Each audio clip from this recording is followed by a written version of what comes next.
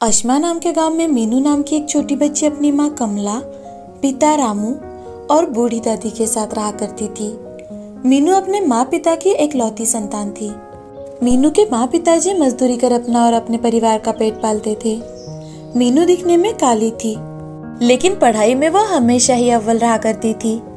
अब मीनू 8वीं कक्षा में थी। उसकी पढ़ाई की जिज्ञासा इतनी ज्यादा थी कि अब गांव में उसे अपने सवालों के जवाब मिलना कठिन हो चुका था। तो एक दिन मीनू की टीचर रामू से, रामू, तुम्हारी बिटिया बहुत होशियार है, लेकिन इस छोटे से गांव में उसके गुणों का कोई महत्व नहीं बचेगा। तुम मीनू की पढ़ाई के लिए उसे शहर भेजो, ताकि उसकी अच्छी पढ़ाई हो और उसकी जिज्ञासा पूरी हो। लेकिन जनाब, आप तो जानते हो, हम मजदूरी करते हैं, ये सब हम कैसे कर पाएंगे। देखो रामू, मेरा भाई शहर में रहता है। मैं उससे बात करके तुम्हारे लिए और तुम्हारी पत्नी के लिए वहाँ कोई ना कोई काम जरूर दिलवा दूंगा। लेकिन सर जी, मैं ऐसे फैसले अकेले नहीं कर सकता। मुझे घर जाकर अपनी माँ से बात करनी होगी। हाँ हाँ, क्यों नहीं रामू, लेकिन एक बात याद रखना, तुम्हारी बेटी में अविश्वसनीय गुण है।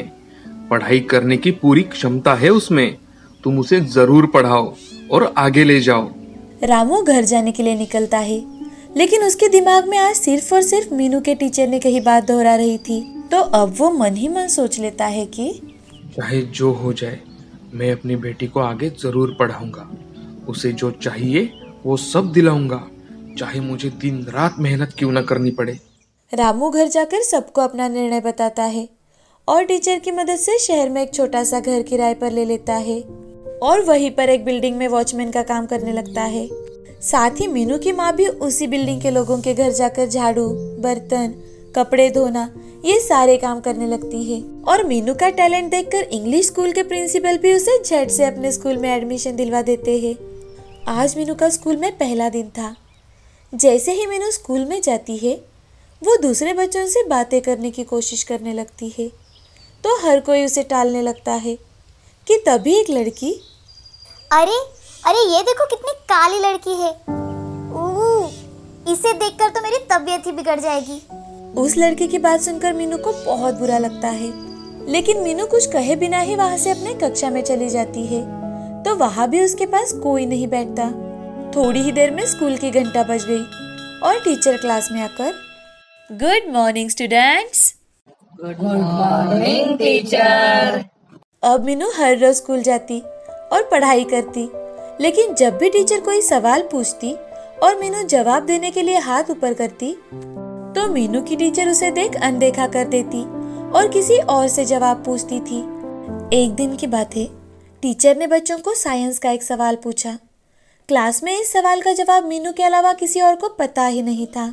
मीनू ने बड़े ही उत्साह के साथ अपना हाथ ऊपर उठाया कि तभी टीचर, किसी को नहीं आता जवाब?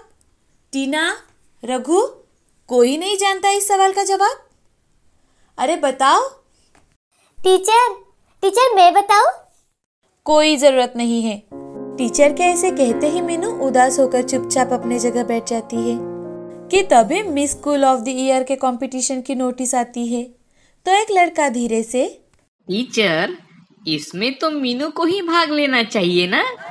लड़के के ऐसे कहते ही सभी बच्चे तथा टीचर भी हंसने लगती है। अब मीनू दिन ब दिन उदास रहने लगी, तो उसका पढ़ाई पर असर होने लगा। ये देख रामू और कमला मीनू से, मीनू बिटिया, क्या हुआ? देखो बिटिया, हम तुम्हारे लिए ही तो शहर आए हैं ना। और हाँ, आजकल तुम पढ़ाई में बहुत पीछे पड़ रही हो। तुम्हारी टीचर का मुझे आज फोन आया था। वो कह रही थी कि अगर आपकी बच्ची को अगली एग्जाम में ऐसे ही मार्क्स मिले तो उसे हम वहाँ से निकाल देंगे। पापा वो। मीनू बोलते बोलते रुक जाती है, क्योंकि उसे पता था कि उसके माँ पिताजी उसके लिए कितनी मेहनत करते हैं। वो अपने पापा से, नहीं पापा, अब मैं अच्छे से पढ़ाई करूंगी। मीनू की सारी परेशानियां उसकी दादी समझ रही थी, लेकिन दादी वक्त आने की राह देख रही थी। अब दूसरे ही दिन दादी मीनू से, मीनू, मुझे पता है कि तेरे स्कूल में तुझे कोई पसंद नहीं करता। तेरे रंग से सभी नफरत करते हैं। तुम दिखने में गोरी नहीं हो, लेकिन हाँ, पढ़ाई में तुम सबसे बेहतर हो। देख लेना, आज नहीं तो कल पूरा स्कूल तुमसे दोस्ती करना चाहेगा। तुम सिर्फ और सिर्फ मन लगाकर अपनी पढ़ाई करो, बाकी की बातों पर ध्यान मत देना बेटा। दादी की बातों से मीनू अब बहुत ज्यादा प्रेरित हो जाती है और मन लगाकर अपनी पढ़ाई करने लगती है और धीरे धीरे वो फिर से अपने आप को काबिल बनाने लगी। मीनू मोबाइल के जरिए हर एक सवाल का जवाब ढूंढने लगी। दिन बीत रहे थे, लेकिन अभी तक स्कूल में मीनू से कोई भी बात नहीं कर रहा था। ऐसे ही एक दिन क्लास में एक नोटिस आती है, स्टेट लेवल पर क्विज कंपटीशन होने वाला है, तो स्कूल से सबसे होशियार बच्चे को ही भेजा जाएगा। जो भी इस कंपटीशन में पार्टिसिपेट करना चाहता हो वो स्कूल के बाद हॉल में आ जाए। ये नोटिस सुनते ही मीनू बहुत ज़्यादा खुश हो जाती है और स्कूल के बाद हॉल में पहुंच जाती है। वहां जाते ही मीनू की टीचर मीनू को देख, मीनू तुम यहाँ क्यों आई हो? क्या जानती नहीं यहाँ तुम जैसी दिखने वाली लड़की की कोई जरूरत नहीं है? टीचर, यहाँ तो क्विज कंपटीशन की टेस्ट चल रही है ना, कि miss school of the year की। अच्छा, तो अब तुम मुझसे बहस भी करना चाहती हो? टीचर और मीनू की बात चल रही थी कि तभी स्कूल के प्रिंसिपल वहां आते हैं और वो मीनू से, अरे तुम मीनू हो ना? अच्छा किया, इस कंपटीशन के लिए अपना नाम लिखवा दिया। स्कूल का नाम रोशन करना बिटिया। चलो अंदर चलो। प्रिंसिपल के ऐसे कहते ही मीनू की टीचर की बोलती बंद हो जाती है और मीनू प्रिंसिपल के साथ हॉल में चली जाती है। वहां जाकर मीनू सबको अपने ज्ञान से चकित कर देती है। उसका ये टैलेंट देख मीनू को उसके चेहरे से नफरत करने वाला हर एक बच्चा उसकी ओर देखता ही रह जाता है। अब मीनू स्टेट लेवल पर होने वाली कंपटीशन में भी फर्स्ट आती है। मीनू के माँ पिताजी भी अपनी बेटी की तरक्की देख बहुत ज्यादा खुश हो जाते हैं। इस कहानी से हमें यह सीख मिलती है कि किसी की पहचान उसकी सुंदरता या गोरापन नहीं होता, इंसान की सही पहचान उसके दिल और दिमाग से होती है। श्रीरंगपुर नाम के गांव में हरिया नाम का एक किसान रहा करता था। उसकी पत्नी सुमति उसे खेतों में मदद कर दिया करती थी।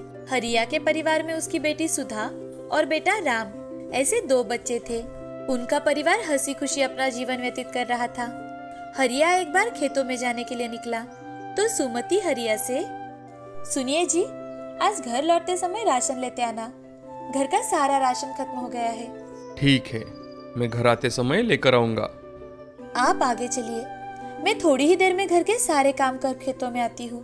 अच्छा ठीक है। हरिया खेतों में जाकर अपने काम कर रहा था कि तभी सुमति वहां आकर उसे खेतों में मदद करने लगती है। कुछ ही दिनों बाद बारिश का मौसम शुरू हो जाता है। हरिया और सुमति खेतों में काम कर घर लौट आते हैं। उस दिन बहुत तेज बारिश थी और तेज बारिश के कारण सभी खेतों में पानी भर जाता है। खेतों में जो भी लगाया हुआ था वो सब खराब हो गया था। अब हरिया और सुमति के खाने के भी लाले पड़ने लगे।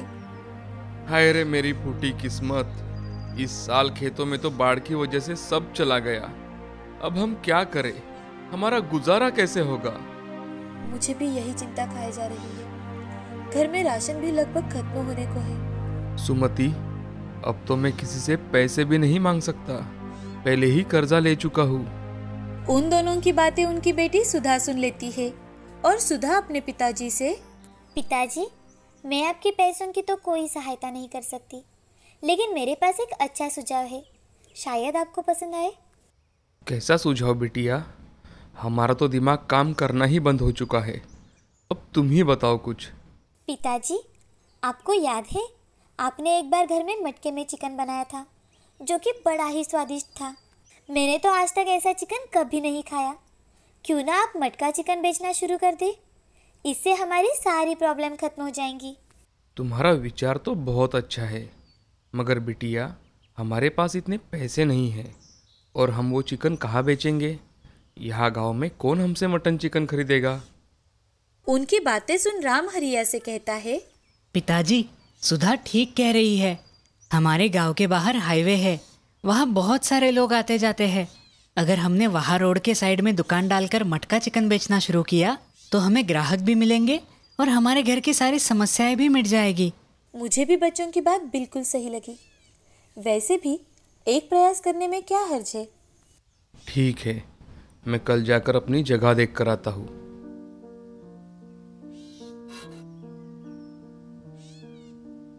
ये मेरे कंगन बेच दीजिए, उससे जो भी पैसे आएंगे उससे हम हमारा धंधा शुरू कर सकते हैं।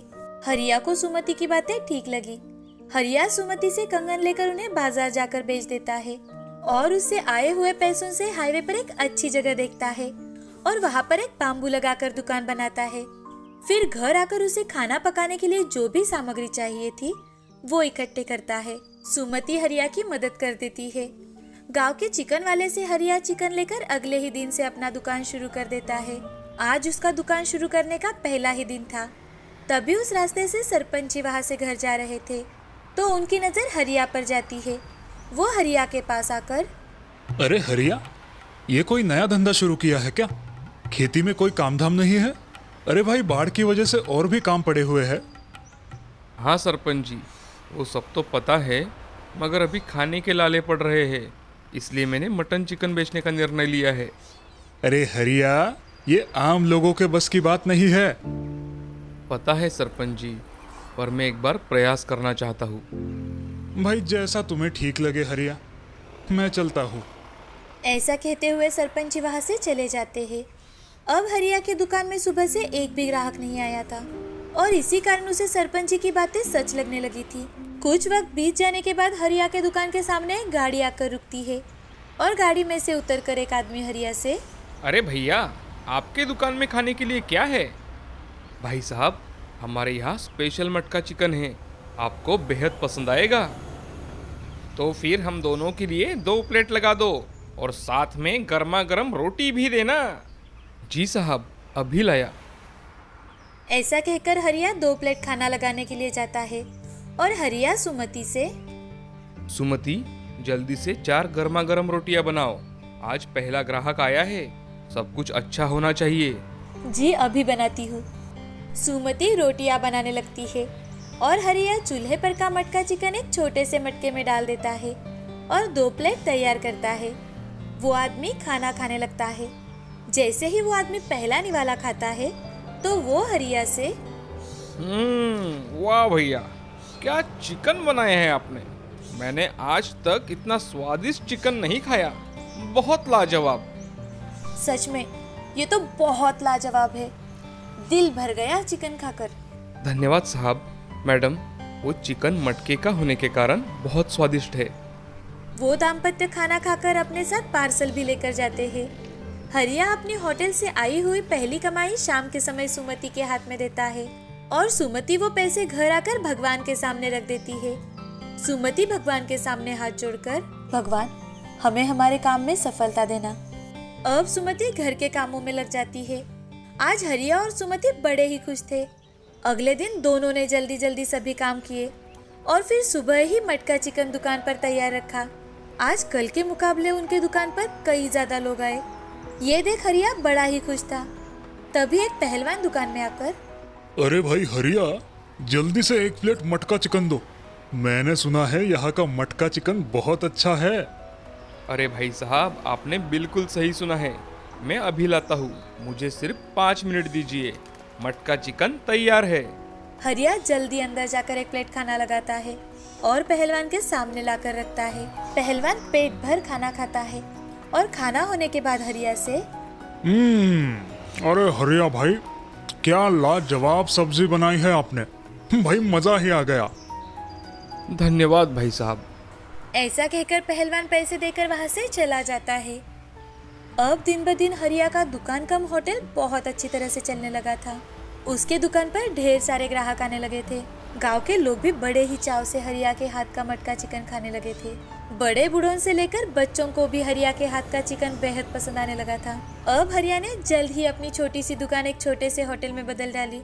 उसके साथ सुमति भी कंधे से कंधा मिलाकर काम करने लगी। उनका परिवार अब बड़ा ही खुश था। हरिया और सुमति ने अपने खेतों को भी अच्छा बनाया था, जो कि बाढ़ की वजह से पूरा खराब हो गया था। अब उनके घर में खुशहाली ही खुशहाली थी। हरिया ने अपने आप पर भरोसा रखकर अपना काम पूरी ईमानदारी के साथ किया और अब वो गांव का एक प्रतिष्ठित व्यक्ति माना जाता था। हरिया जरूरतमंदों की हमेशा मदद कर दिया करता था। इस कहानी से हमें ये सीख मिलती है कि कड़ी मेहनत के बलबूते पर हम हमेशा सफलता हासिल कर सकते हैं।